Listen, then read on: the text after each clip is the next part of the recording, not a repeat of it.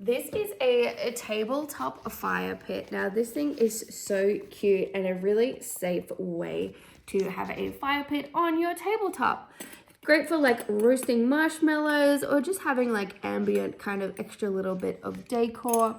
This is actually the fire stopper and also the lid for this. It comes with little marshmallow sticks as well, which I think are adorable. So basically this is your, I think it's concrete. Yeah, made out of concrete, love that. And then what happens is there's a flammable fabric in there. You pour your kerosene into the flammable fabric. Then you're gonna get your lighter and you're gonna light the fabric up. There we have it, super cute, love that. And it's gonna stay alight basically until you put it out or until it runs out of kerosene down there. Absolutely love this. I cannot wait to roast marshmallows on it. Super cute, adorable, love it.